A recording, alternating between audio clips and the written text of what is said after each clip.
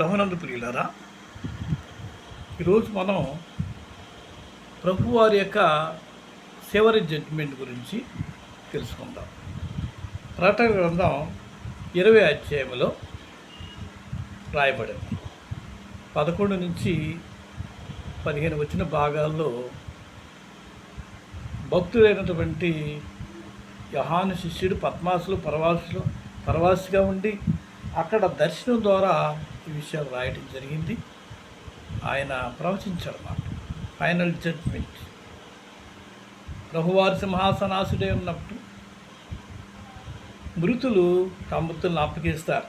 పాతాళ లోకం, సముద్రం ఉన్న ఆత్మలన్నీ కూడా ఆయనకి అప్పగింపబడతాయి. అక్కడ ఆయన జడ్జిమెంట్ చేస్తాడు. అక్కడ జీవగ్రంథంలో ఎవరి పేరైతే వ్రాయబడలేదో వారిని నిత్య నరకంలోనికి అగ్నిగుండంలో వేయటానికి ఆయనకి అధికారం ఉంది.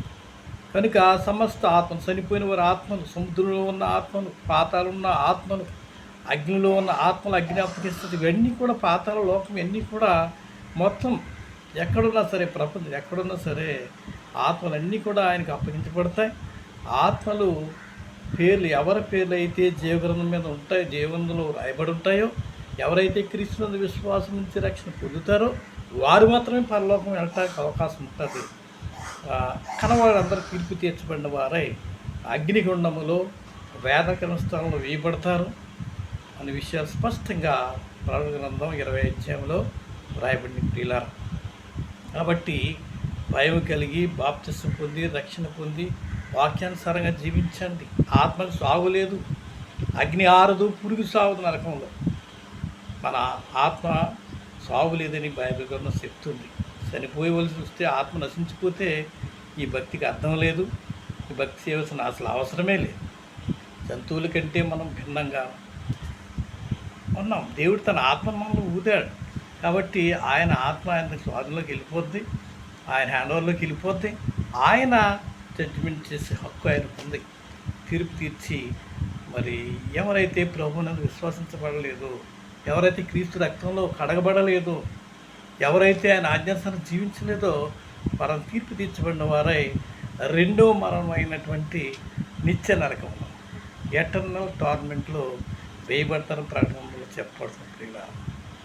కాబట్టి మనం ఎలా ఉన్నాం? మనం దేవుణ్ణి ఆచరిస్తున్నామా లేదా? ప్రభువారు అలాగే ఆయన వచ్చినప్పుడు బోధించాడు. చివరి దినంలో ఎడం వైపున మేకలు, కుడివైపున గొర్రెలు ఉంటాయి. అంటే దేవుని నమ్మిన వారు కుడివైపు ఉంటారు, నమ్మని వారు ఎడమవైపు ఉంటారు.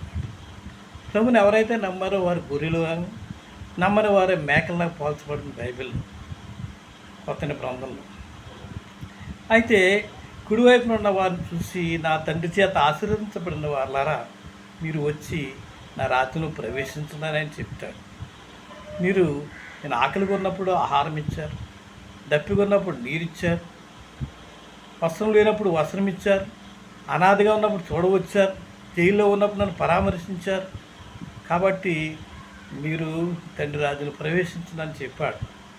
అలాగే ఎడవైపు ఉన్న వారిని చూసి, నా తండ్రి చేత శపించబడిన వాళ్ళారా, మీరు ఎప్పుడు నాకు ఆహారం పెట్టలేదు, నీళ్ళు ఇవ్వలేదు, దాహానికి నీళ్ళు ఇవ్వలేదు, జైల్లో ఉన్నప్పుడు నన్ను చూడటానికి రాలేదు, నన్ను పరామర్శించలేదు.